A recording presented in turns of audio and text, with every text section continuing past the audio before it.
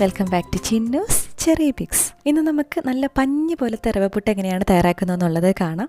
ഇതിപ്പോൾ ഫ്രിഡ്ജ് വെച്ചിട്ട് കഴിച്ചാൽ പോലും നല്ല സോഫ്റ്റ് ആയിട്ടും നല്ല ടേസ്റ്റി ആയിട്ടും ഇരിക്കും. അത്ര നല്ല പഞ്ഞി പോലത്തെ സോഫ്റ്റ് ആയിട്ടുള്ള റവ പുട്ടാണ്.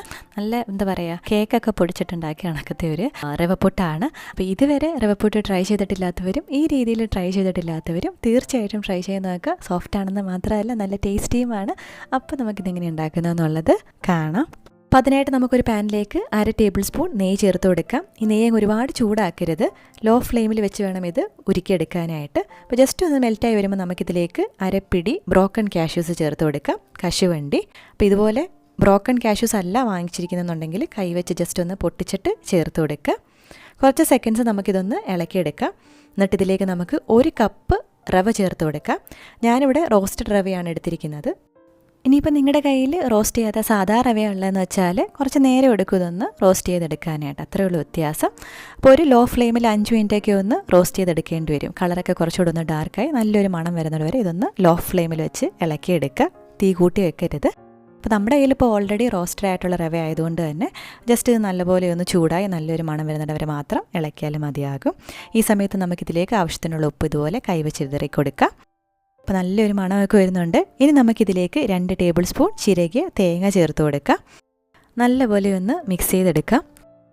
ഞാനിതിലേക്ക് 1/2 ടേബിൾ സ്പൂൺ പഞ്ചസാര ചേർത്ത് കൊടുക്കുന്നുണ്ട്. നിങ്ങൾക്ക് പഞ്ചസാര ചേർത്ത് കൊടുക്കണ്ടെന്നുണ്ടെങ്കിൽ ചേർത്ത് കൊടുക്കണം എന്നില്ല, എങ്കിലും പഞ്ചസാര ചേർത്ത് കൊടുക്കുമ്പോൾ നല്ലൊരു ടേസ്റ്റാണ്. അപ്പോൾ നമ്മളിതെല്ലാം നല്ലപോലെ മിക്സ് ചെയ്തെടുത്തിട്ടുണ്ട്. നല്ലൊരു മണമൊക്കെ വരുന്നുണ്ട്. നമുക്കിനി ഫ്ലെയിം ഓഫ് ചെയ്ത് വെക്കാം. എന്നിട്ട് നമുക്കിത് അടുപ്പത്തുനിന്ന് മാറ്റാവുന്നതാണ്. ഇപ്പോൾ ഫ്ലെയിം ഓഫ് ചെയ്തതിന് ശേഷം നമുക്കിതിലേക്ക് വെള്ളം ചേർത്ത് കൊടുക്കണം. നേരത്തെ റവ എടുത്ത അതേ കപ്പിന് തന്നെ 1 കപ്പ് വെള്ളം ചേർത്ത് കൊടുക്കാം. ഞാനിവിടെ ചെറിയ ചൂടുവെള്ളമാണ് ചേർത്ത് കൊടുക്കുന്നത്. ഓൾറെഡി ഇതിന് നല്ല ചൂടുണ്ട്, അപ്പോൾ നമ്മൾ തിളച്ച വെള്ളം ചേർത്ത് കൊടുക്കേണ്ട ആവശ്യമില്ല. ജസ്റ്റ് ചെറിയ ചൂടുള്ള വെള്ളമാണ് ചേർത്ത് കൊടുക്കുന്നത്. എന്നിട്ട് നല്ലപോലെ നമുക്കിതൊന്ന് മിക്സ് ചെയ്തെടുക്കാം. കുറേശ്ശെ ആയിട്ട് ഇങ്ങനെ ചേർത്ത് മിക്സ് ചെയ്യുന്നതാണ് നല്ലത്.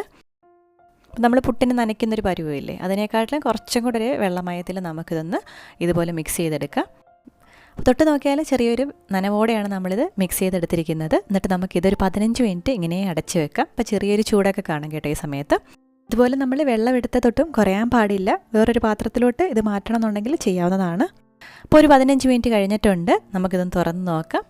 ഇനി നമുക്കിത് കൈ ഉപയോഗിച്ച് ഇതിൻ്റെ കട്ടകളൊക്കെ ഒന്ന് ഉടച്ചെടുക്കാം. നമ്മൾ സാധാരണ പുട്ടിനെ നനച്ചെടുക്കില്ലേ, ആ ഒരു പരുവത്തിന് വലിയ കട്ടകളൊന്നും ഇല്ലാതെ ഇത് വിടർത്തി ഒന്ന് ഉടച്ചെടുക്കാം.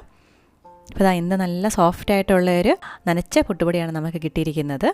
ഈ സമയത്ത് നിങ്ങൾക്ക് കുട്ടികൾക്കൊക്കെ കൊടുക്കാൻ വേണ്ടിയിട്ടാണെങ്കിൽ ഒരു 1.5 ടീസ്പൂണൊക്കെ നെയ്യ് വരെ ചേർത്ത് കൊടുക്കുക. അങ്ങനെ പച്ച നെയ്യ് ചേർത്ത് കൊടുക്കുന്നത് നല്ല ടേസ്റ്റാണ്. അതുപോലെ നമ്മൾ ആദ്യം നെയ്യ് ചേർത്ത് കൊടുക്കുമ്പോൾ നെയ്യ് അങ്ങ് പുകയ്ക്കൊന്നും ചെയ്യരുത്. ലോ ഫ്ലെയിമിൽ വെച്ച് ജസ്റ്റ് ഒന്ന് ഉരുകി വരുന്ന സമയം വരെ മാത്രം വെക്കുക. അപ്പോഴാണ് നല്ല ടേസ്റ്റ്. അതുപോലെ തന്നെ നമ്മളിത് കുറച്ചെടുത്തൊന്ന് ടേസ്റ്റ് ചെയ്ത് നോക്കണം, ആവശ്യത്തിന് ഉപ്പുണ്ടോ നോക്കണം. പിന്നെ നമുക്ക് പുട്ട് ഉണ്ടാക്കാം. അതിനായിട്ട് ഞാനിവിടെ തേങ്ങ എടുത്തിട്ടുണ്ട്. സാധാരണ ഞാൻ ഈ തേങ്ങയിൽ പഞ്ചസാര ചേർക്കാറുണ്ട്. ഇപ്പം നമ്മൾ ഫോട്ടോയും വീഡിയോ ഒക്കെ എടുക്കുമ്പോൾ ഒരു കോൺട്രാസ്റ്റ് കളർ കിട്ടാൻ വേണ്ടിയിട്ട്, നല്ല വെള്ള കളർ ഇരിക്കാൻ വേണ്ടിയിട്ടാണ് അതിലേക്ക് പഞ്ചസാര ചേർത്ത് കൊടുക്കാഞ്ഞത്. പഞ്ചസാര ചേർത്ത് കൊടുക്കുമ്പോഴാണ് ഒരു ടേസ്റ്റ്. നിങ്ങൾക്ക് വേണ്ടാന്നുണ്ടെങ്കിൽ ചേർത്ത് കൊടുക്കണ്ട. അതുപോലെ തന്നെ നമ്മൾ പുട്ടുകുറ്റിയിലേക്ക് ഇത് ചേർത്ത് കൊടുക്കുമ്പോൾ ഇങ്ങനെ പ്രസ് ചെയ്യരുത്, ലൂസായിട്ട് വേണം ചേർത്ത് കൊടുക്കാനായിട്ട്. മുകൾ ഭാഗം ലെവൽ ചെയ്യുമ്പോഴും ഇങ്ങനെ പ്രസ് ചെയ്യരുത്, എന്താ പറയുക, അമുക്കരുത്. ജസ്റ്റ് ലൂസായിട്ട് സോഫ്റ്റായിട്ട് വേണം ലെവൽ ചെയ്തെടുക്കാനായിട്ട്. ഞാനിവിടെ ഒരു കുക്കറിൽ വെള്ളം വെച്ചിട്ട് ഇതുപോലെ ആവി വരുന്നിടം വെയിറ്റ് ചെയ്യുക. അതിനുശേഷം ഇത് വെച്ച് കൊടുക്കുക. വെച്ചതിന് ശേഷം ആവി വരാനായിട്ട് വെയിറ്റ് ചെയ്യുക. ആവി വന്നതിന് ശേഷം 1 മിനിറ്റും കൂടി ഒന്ന് വെച്ച് കൊടുക്കുക. ഒരു മീഡിയം ഫ്ലെയിമിൽ വെച്ചിട്ടാണ് ഞാനിത് സ്റ്റീം ചെയ്തെടുത്തത്. നമ്മൾ ഫ്ലെയിം ഒത്തിരി കൂട്ടുകയാണെന്നുണ്ടെങ്കിൽ ചിലപ്പോൾ ഇത് മറിഞ്ഞു പോകാനുള്ള സാധ്യതയുണ്ട്. അപ്പോൾ എന്ത് എളുപ്പത്തിലാണെന്ന് നോക്കിയാൽ നമ്മുടെ റവ പുട്ട് തയ്യാറാക്കി എടുത്തിരിക്കുന്നത്. നല്ല മണമാണ്, നല്ല ടേസ്റ്റാണ്. പ്രത്യേകിച്ച് നമ്മൾ ആ ചൂടോടെയൊക്കെ കഴിക്കുമ്പോൾ എന്താ പറയുക, ഇങ്ങനെ ബൗൺസി ആയിട്ടുള്ള സോഫ്റ്റ് ആയിട്ടുള്ള റവ പുട്ടാണ്. അപ്പോൾ കുട്ടികൾക്കൊക്കെ ഉണ്ടാക്കി കൊടുക്കുക. പുട്ട് ഇഷ്ടമില്ലാത്ത കുട്ടികളൊക്കെ കഴിക്കും. നല്ല റിച്ച് ആയിട്ടുള്ള ഗസ്റ്റൊക്കെ വരുമ്പോൾ പോലും വേണമെങ്കിൽ നമുക്ക് ഉണ്ടാക്കാം. കടലക്കറിയുടെ റെസിപ്പി ഒരുപാട് പേര് ട്രൈ ചെയ്ത് നോക്കിയിട്ട് ഒത്തിരി ഇഷ്ടമായെന്ന് പറഞ്ഞിട്ടുള്ള നമ്മുടെ നാനി സ്പെഷ്യൽ കടലക്കറിയുടെ റെസിപ്പിയാണ്. അപ്പോൾ ഇതുവരെ നിങ്ങൾ ട്രൈ ചെയ്തിട്ടില്ല എന്നുണ്ടെങ്കിൽ കടലക്കറിയും ട്രൈ ചെയ്ത് നോക്കുക. ലിങ്ക് ഞാൻ ഡിസ്ക്രിപ്ഷൻ ബോക്സിൽ കൊടുക്കാം. പിന്നെ മടിയുള്ളപ്പം പെട്ടെന്ന് ഉണ്ടാക്കാൻ പറ്റുന്ന വേറൊരു കടലക്കറിയുടെ റെസിപ്പിയും കൂടെ ഉണ്ട്, അതും കൂടെ ഞാൻ ഡിസ്ക്രിപ്ഷൻ ബോക്സിൽ കൊടുക്കാം. കണ്ടിട്ടില്ലാത്തവർ കണ്ടു നോക്കുക. അപ്പോൾ നമ്മുടെ ചാനൽ സബ്സ്ക്രൈബ് ചെയ്യുന്നവരെ മറക്കണ്ട. ആ സൈഡിൽ കാണുന്ന ബെല്ലൈക്കൺ കൂടി ക്ലിക്ക് ചെയ്യുകയാണെന്നുണ്ടെങ്കിൽ പുതിയ വീഡിയോസ് ഇടുമ്പോൾ നോട്ടിഫിക്കേഷൻസ് ആയിട്ട് കിട്ടിക്കോളും. പുതിയ റെസിപ്പി വീഡിയോ അല്ലെ വ്ളോഗായിട്ട് നമുക്ക് വീണ്ടും കാണാം. അതുവരേക്കും ബൈ.